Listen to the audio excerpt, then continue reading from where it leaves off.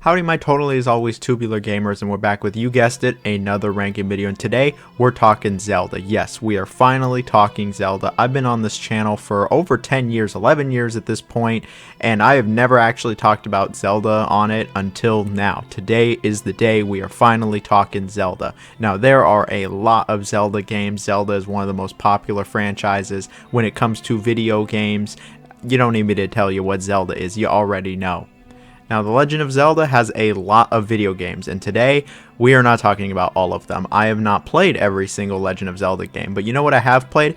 Every Legend of Zelda game released for the Nintendo Switch outside of the Nintendo Switch Online. Yes, all the way from Breath of the Wild to now Tears of the Kingdom, I've played them all for the Switch, been there pretty much day one for all of the Zelda games for it, and today we're talking all of them. We're going to be ranking them worst to best, giving them all a little review. We got Tears of the Kingdom finally. I thought it was going to get delayed again, to be honest, but here we are. The game's actually out. We've been able to play it. I'm going to be talking about all the games for the Switch. Again, I'm not talking about the Nintendo Switch Online games. I'm talking about the games that have been released, I guess, physically for the Switch. That's Breath of the Wild, Skyward Sword, Link's Awakening Remake, Hyrule Warriors, Age of Calamity, the small game Cadence of Hyrule, and of course, Tears of the Kingdom.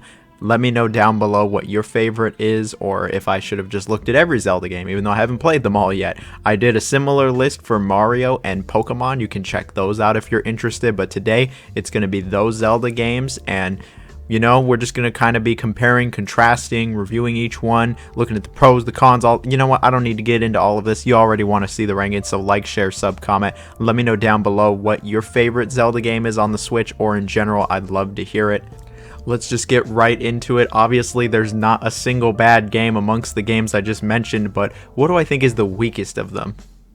And so here we have Cadence of Hyrule releasing in 2019. Now, for the unfamiliar or people who forgot about this game, this is a Crypt of the Necrodancer crossover with Legend of Zelda. It's developed by Brace Yourself Games, the devs of Crypt of the Necrodancer, and is incredibly similar to Crypt of the Necrodancer. I've never really played much of Crypt of the Necrodancer and just was like, you know what, Zelda, let's play Zelda. Gameplay wise, it's really similar to Crypt of the Necrodancer. It's a top-down 2D roguelike rhythm game in which a character, either Zelda or Link, explores randomly generated Zelda-like areas like, you know, Hyrule Castle, Death Mountain, etc. But yeah, you'll be exploring around and you have to actually keep a beat going. You can move with D-pad or even a dance pad, and you just kind of move to the beat along these tiles. And you'll do other actions like fight enemies, pick objects up, and it all has to be done to the beat. So, you know, the game will pretty much force you to get into the beat and get into a rhythm really quickly. Even a couple years later, this is still super unique. There's not a lot of games that are really so tied to its beat and rhythm. I mean, I guess Hi-Fi Rush is, but it's not to this level. They do have a mode where you don't actually have to be to the beat, but why would you want to try that? Like, that's kind of the point of Crypt of the Necrodancer. But yeah, there's a bunch of Zelda elements thrown in here, but if you like Crypt of the Necrodancer, you're going to like this game. If you've never played Crypt of the Necrodancer, well, you're in for a treat, because this game is definitely going to throw you off, because it's nothing like what you've really played before. Obviously, the presentation is a bit more basic than what you're used to for Zelda. It still looks fine, and the music, oh, I mean, it's a rhythm game. The music, of course, is going to slap. It's fantastic. There's some amazing renditions of classic Zelda songs here. There is actually a story which sees this mysterious man named Octavo really show up with a magical lute to take over Hyrule, and it's up to Zelda, Link, and Cadence to stop him, and the story's pretty whatever. You're here for the music, and you know what? The music is fantastic. And I think the game overall is actually pretty fun. Like, it's still pretty good. You know, it's not the longest and it's not the most advanced Zelda game of them all, but it's just a fun little time that you can get a couple hours out of, and again, some really good music. If you like Crypt of the Necrodancer, this is a must-play. And if you've never played it, hey, maybe this is worth giving a shot. If you have any interest in rhythm games, this is a great one to play. And so here we have Hyrule Warriors Age of Calamity releasing in 2020. Now this is an interesting one, especially with Tears of the Kingdom out. So this game is kind of a follow-up to the first Hyrule Warriors, not in its story, but in its gameplay. It is a Dynasty Warriors Zelda crossover. The story takes place well before Breath of the Wild and is about Link and Zelda and all of them trying to stop Calamity Ganon from reviving himself. But I'll be real, there's a bunch of time travel shenanigans that get thrown in here, and the story, I was pretty iffy on. Like, I wasn't really dead set on the idea of it being a prequel and having them fight Calamity Ganon, since I played Breath of the Wild, I know what happens, but this game, they try to make it interesting with the time travel stuff, and I don't know, it just never really sat all that well with me, and the story, I just didn't really care too much for it.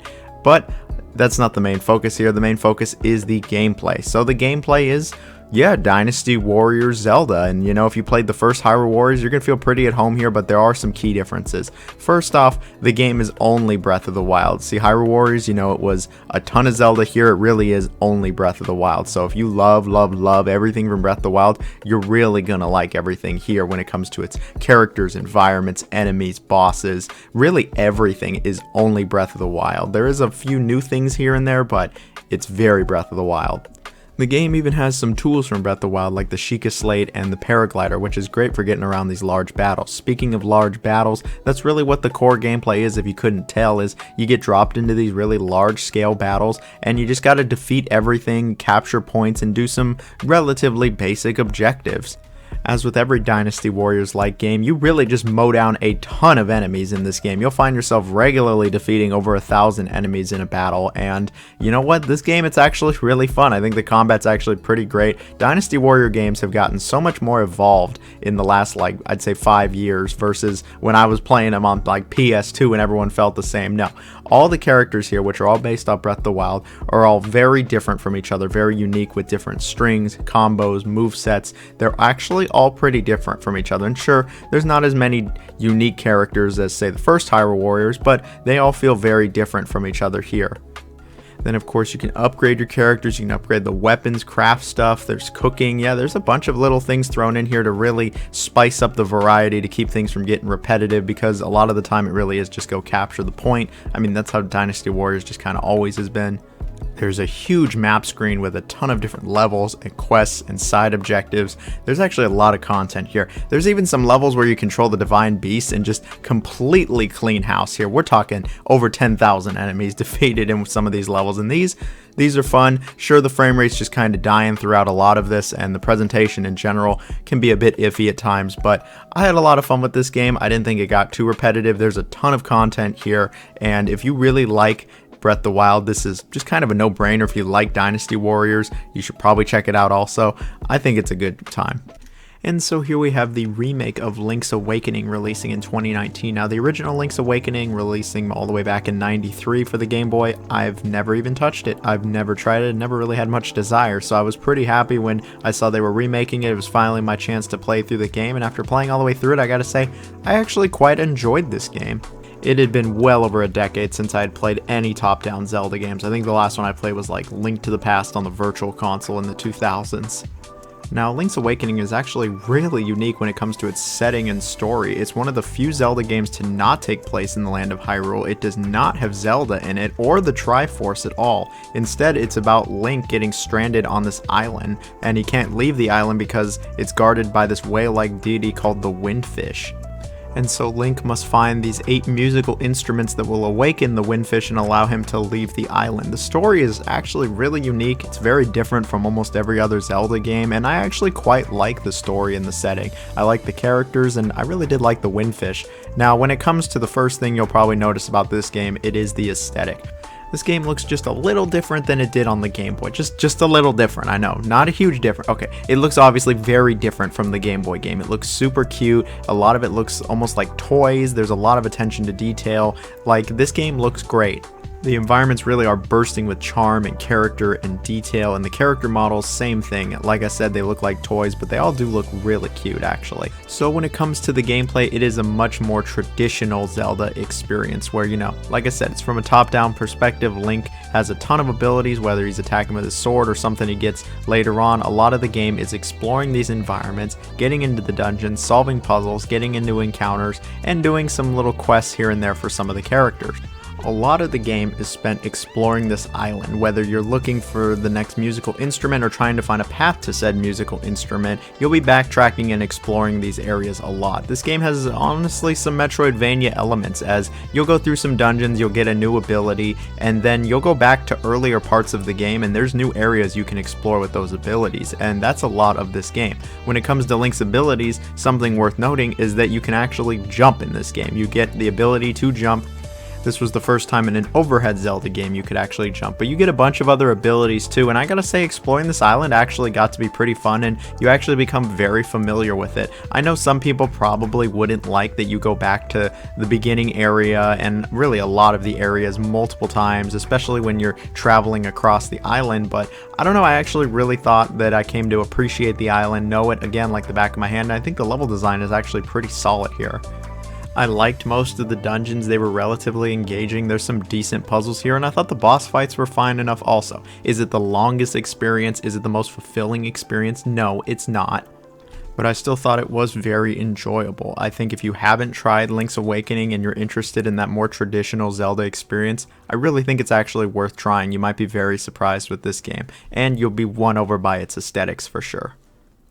And so here we have the original Hyrule Warriors, releasing back on the Wii U in 2014, but the Switch in 2018. Now, Hyrule Warriors was like one of my favorite games for the Wii U, and so when they brought it to the Switch and had a bunch of extra stuff, I was there day one again. I just absolutely love Hyrule Warriors. Now, I know there's probably plenty of people who think Age of Calamity is better and has better X, Y, and Z, but I have put just so much time into this game and just really loved it, and it's become one of my favorite Dynasty Warriors games of all time. It is very close to the top. Like, I really do love this game. So the story is really just a giant love letter to fans of Zelda. It takes place in its own timeline and starts with Link just being a warrior in training, only finding out he's actually a Triforce user, and it introduces this new character known as Sia, who really just starts wrecking havoc amongst different eras and timelines in Zelda history, and it's up to Link and friends to go stop her. And so what this really means is you'll be going to different eras of Zelda, like Ocarina of Time or Twilight Princess or Skyward Sword, and just trying to stop off Sia and all of her forces. Eventually Ganondorf does show up. And yeah, it's not the most complex story, it can be kind of stupid in some aspects, but I really liked how they just found a way to get as many classic Zelda environments and characters thrown in here just to have a bunch of fan service, which is really what this game has a lot of. Like, if you're a longtime fan of Zelda, like I am, you will go nuts for some of the fan service here. They have throwbacks to really almost every Zelda game from the last like 20 years.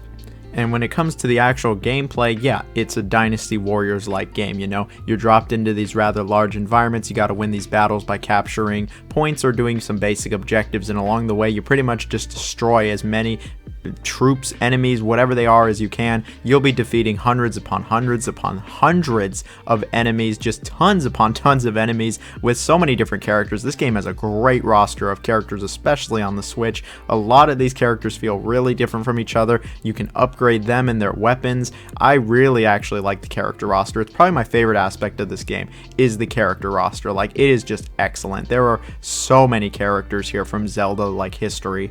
And I think the combat system is one of the best of any Warriors game. It's great. So there's a really meaty legend mode that you do go through, which is, you know, the main story mode. There's a lot of levels here, and there's actually some branching paths, and they added some new areas also, like these ones with Linkle. And, you know, I'm not really going to talk about that, but this game also has this really cool adventure mode where you go through what is essentially the original Zelda game's map. And each tile has like a challenge attached to it, and these challenges get you new weapons, characters, etc. I also really like this mode. I've done a bunch in this mode. I've spent a lot of time with this game, actually. This game is just brimming with content, like hundreds of hours of content. I think that this is one of the longest games to like 100% complete. Like, we're talking legit hundreds of hours. We're talking about a lot of content here, and if you love anything close to Dynasty Warriors, you know, you just love beating the shit out of tons of people, destroying everything in your path, this game is a no-brainer. This game is a must-play because it's quite good at just beating the shit out of hundreds upon hundreds of people. And on the Switch, the frame rate is totally fine. The game still looks pretty good. It has a great soundtrack. There's a bunch of awesome remixes here of previous Zelda games. There's just tons upon tons of fan service. Like, it's clear that this was made with love for Zelda. And this game has a bunch of Zelda elements thrown into the combat to really mix things up from just say another Dynasty Warriors game. And these are present in like the bosses or some of the items you get and some of the objectives. Like this game just rules. Like it doesn't really matter when it is, I will always love the original Hyrule Warriors. Maybe it's one of my hotter takes, but this game is just awesome. Like I have no problem saying check it out. And so here we have Skyward Sword HD releasing in 2021. Now I never played the original Skyward Sword on the Wii actually. I was kind of done with my Wii by the time that game came out and I just never got around to it, and so I was like, oh, finally I can play Skyward Sword. And after playing through this whole game, I actually thought that it was pretty good. Do I think it's the weakest of all the 3D Zelda games? Yeah, but this is also the 3D Zelda games where it's some of the greatest games of all time. So the story actually takes place at the very beginning of the Zelda timeline and details the origins of the Master Sword and really is about Link, a resident in this floating town called Skyloft, sent out to rescue his childhood friend Zelda after she is kidnapped and brought to the surface,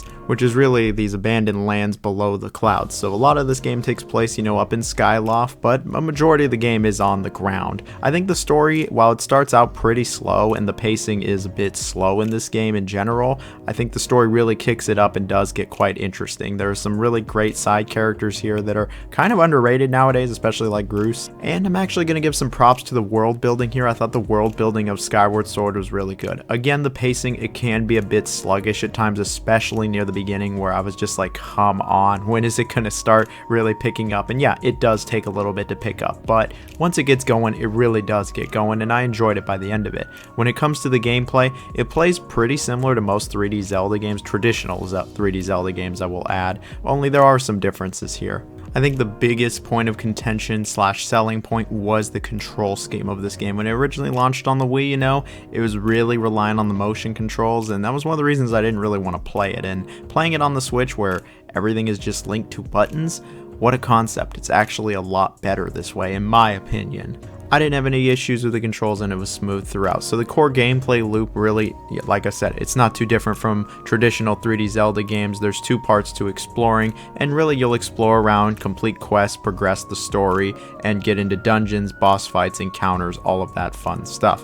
When you're exploring around Skyloft, you can fly around on the bird, and I think the flying is fine enough. It's not too intrusive. It's not as in-depth as, say, Wind Waker's ocean. There's not a ton to see in Skyloft, but there's some areas you can fly around to. A majority of the exploration really is on land, where it's much more traditional, where you'll be exploring around, solving puzzles, getting into some fights with some basic enemies until you finally find a dungeon. In that dungeon, you solve more puzzles, you get a new ability or some kind of tool that Link can use that will allow him to finish that dungeon, and then you can actually go back to previous areas and use the tool to explore new areas or continue along through the story. And of course you'll get into plenty of boss fights here. There's also plenty of side quests for all the classic Zelda upgrades like heart containers, pouch upgrades, etc. Okay, so maybe the format and progression isn't the most, innovative for the Zelda format, but something that Skyward Sword really hammers in on is its combat actually. Since, it was so reliant on the motion controls and now the right analog stick, the combat is a lot more involved in Skyward Sword than really any other Zelda game up until this point. And oftentimes it feels kind of like a puzzle on how you're going to defeat some of these enemies, and I think this is actually a pretty good little wrinkle they throw in there to keep things interesting, and it keeps the combat interesting and ultimately the game interesting, and I thought it was fine enough. I know some people really disliked how the combat is in this game, but I think it was fine. But while we are on the subject of disliking things, I'll tell you what I dislike about this game. First off, Skyloft, it can feel a bit empty and it feels like it's a little undercooked. I feel like there could have been more here, maybe that's just me. But then there's also the backtracking. I really just didn't care for the backtracking. You have to go back to like all the areas and really just explore a bunch more to them. You spend a lot more time in them, and I just didn't really care too much for that. I would have rather had new areas or just kind of had the game end, and it feels like it can kind of drag the game out. It wasn't bite-sized and fun like Link's Awakening. No, it really is a lot of going back to the first, second, third area and doing everything over again, new dungeons, new abilities, all of that. And some people are like, really, you're gonna say that the game's too long or there's too much to the game?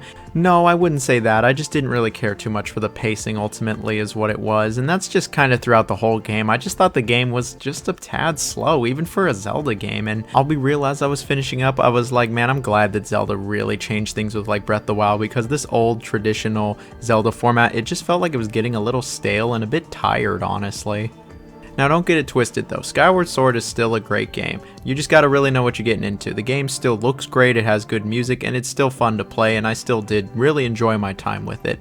And if you didn't try it because of the motion controls, there's no excuse now. Just play it on the Switch. It's fine, and I do recommend it.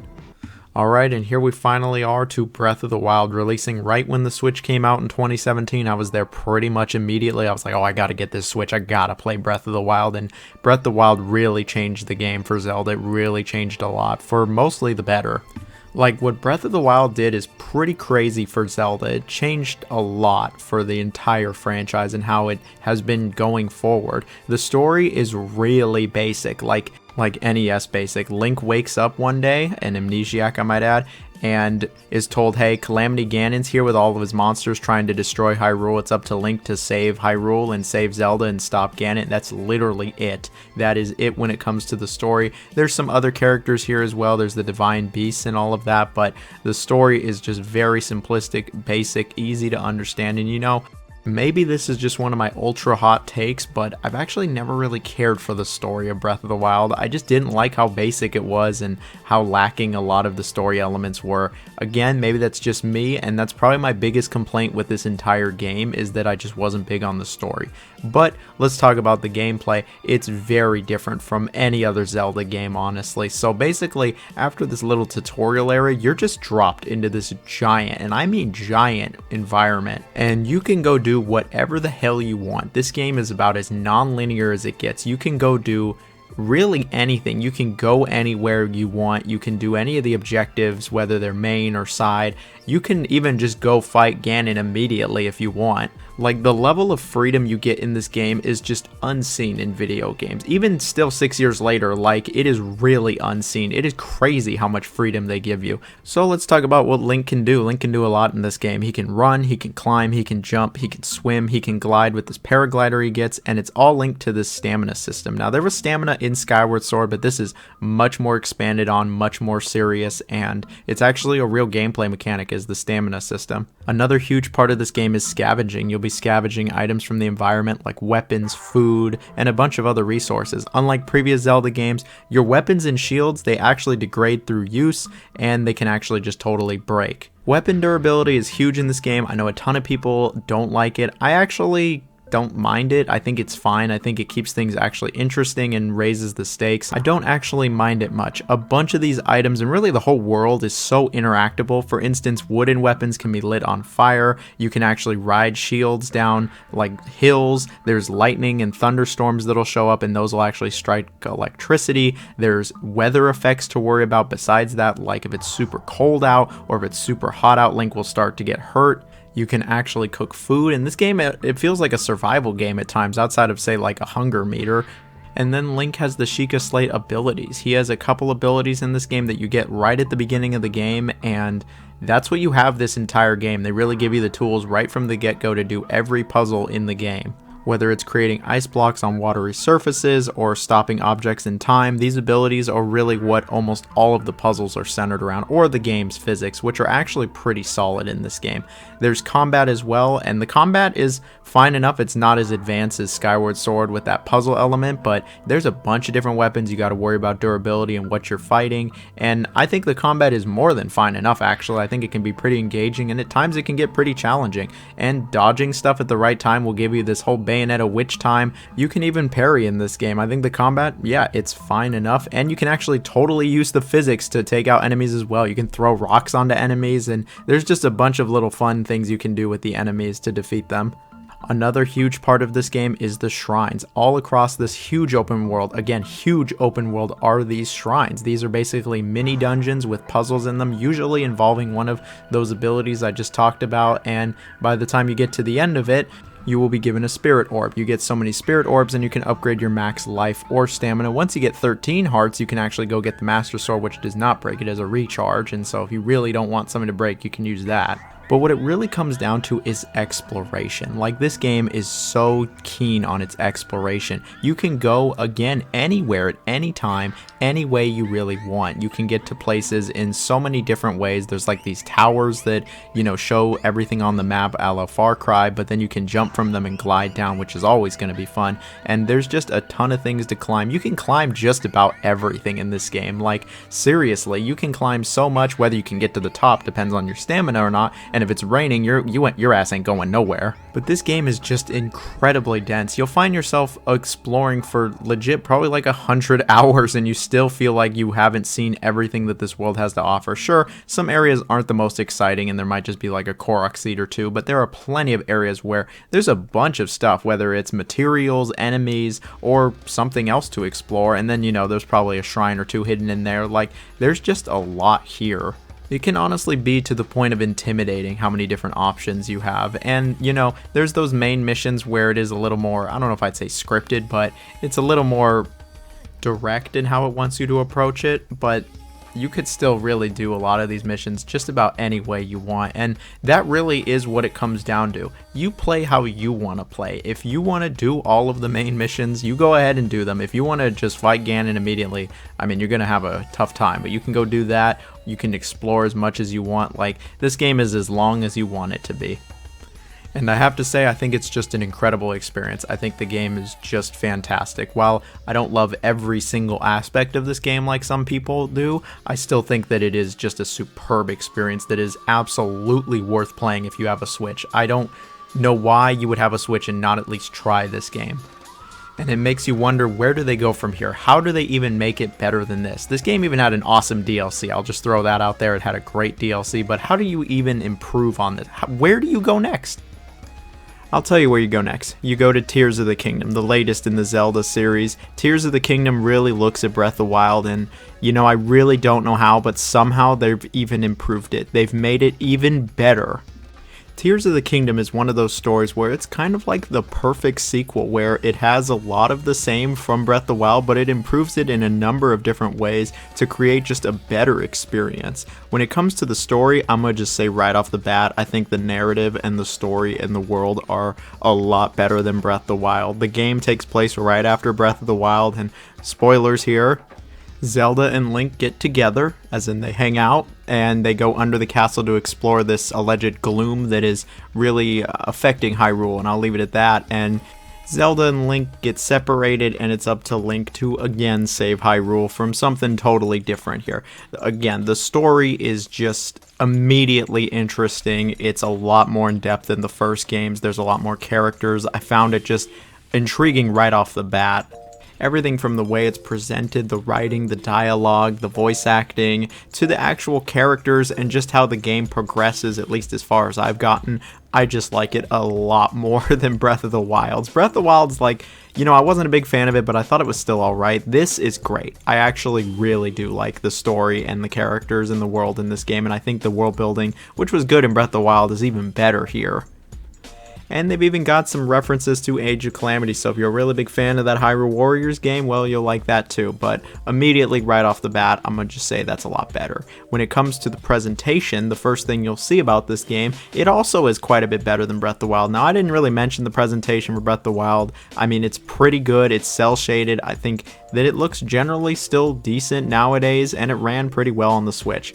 Tears of the Kingdom looks even better. I mean, it's not going to blow you away like God of War or Horizon or what will be Spider-Man 2, but it still looks really good.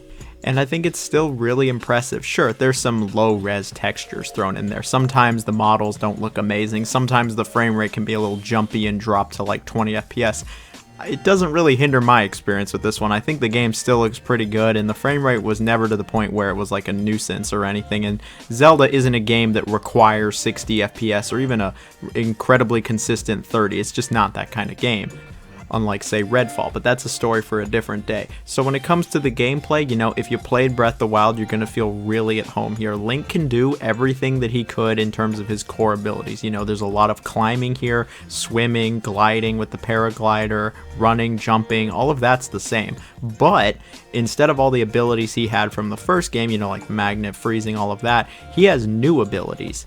And these new abilities are actually pretty different from the first game. It's a lot more on the building side of things, so you can actually fuse items to your equipment, you can actually put stuff together, and you actually have to create a lot of stuff here. You can rewind time on objects, send them backwards if say they were moving forward. You can basically jump into the ceiling and pop out the top of it, and just so much more. And I'm gonna just say right now, you know, the abilities in Breath of the Wild were really good, but these really allow you to just customize how you want to play the game. Like, the game is just as open with its puzzles and solutions as Breath of the Wild was, but now you have potentially even more options. Like, it is crazy what you can do with some of these abilities. Like, the amount of freedom and just creativity you are given for these abilities is like, I've never seen something like this before. I know a bunch of people were like, oh, this kind of looks like nuts and bolts or whatever. Nuts and bolts ain't shit. It ain't shit compared to this game. Like, the creativity and freedom you have to go around these puzzles, to explore the world, is just unprecedented. You thought it was open in Breath of the Wild with solutions. Oh, this game is even more open somehow with its solutions. Now, problem solving is something I do on a regular basis for work. I think most people do, but problem solving is actually a huge part of this game, and it's actually fun, unlike the real world. It's actually engaging, it's a good time, and it's really fun to get creative, and it's actually incredibly satisfying when you figure something out, or you go like, I can't believe the game let me do that, and that actually worked. Like, it's amazing. I could go on all day about the building and creativity you can have with this game, but there's more to it than that. The combat returns, it's pretty much the same as Breath of the Wild, or at least feels similar enough. Durability is back, and the way that the combat really just works is basically the same. And so if you didn't like Breath of the Wild's combat or the durability or any of that, well, that's just here to stay and tough shit. But I think it's fine. What's really cool is you can actually, again, add materials to your weapons. So you can totally attach like bombs to your arrows, or you can attach a giant rock to like one of your sticks to make it a rock stick. And there's a bunch of crazy combinations you can have, and I feel like I haven't even scratched the surface when it comes to those. And speaking of not scratching the surface, we have the world of Tears of the Kingdom. Now, if you thought Breath of the Wild was big, you haven't seen nothing yet. So Tears of the Kingdom has pretty much all of Breath of the Wild in it, and then it adds the sky area, and it adds the depths as well, where you go really deep underground. And this game is just absolutely massive. It is absolutely gigantic. Like, this game is just one of the biggest games like ever made when it comes to its open world. It is just humongous. There is so much to see, so much to explore, and so much of it is handcrafted also. This doesn't feel like stuff's randomly placed down either. It really feels like they handcraftingly developed and tried out every area before, you know, just plopping it into the game. Like, this really puts a lot of those open worlds where stuff is really just kind of copy pasted all over to shame. Like, this is all very unique, it's different. I haven't explored all of the open world yet. I don't know if I ever will because it's just so big, but like, everything I've seen so far is incredibly handcrafted with superb open world design, where you can still approach just about any area from any way you want. You can climb just about everything still. Unless it's raining, then your ass still ain't going anywhere. The shrines return, they're just as good as the first games. There's now these caves to explore, which are like mini dungeons. There's a bunch of upper areas in the sky that are also not worth missing, and are also, again, incredibly handcrafted. Like, this game, it's going really hard. All this in the world is still just as interactable as ever, with some of the best physics you will find in any video game. The exploration, how engaging the game is, the sense of discovery, the sandbox feel, and just how big that sandbox is. This game goes nuts. It goes so hard with its open world. Like, I wouldn't be surprised if this goes down as one of the greatest open worlds in any video game ever. Like, games coming out after this game are going to have a really tough time ever even coming close to how great this open world is. And Breath of the Wild had a pretty amazing open world. Somehow they made it even better. How? I'll tell you how. They added a bunch of new, interesting, engaging mechanics, areas. Like, there is just so much going on with this game. I could probably talk about this game another like 10 minutes and just continue to praise it and talk about XYZ, but I don't want to spoil it. That's why all the footage is from the very beginning of the game.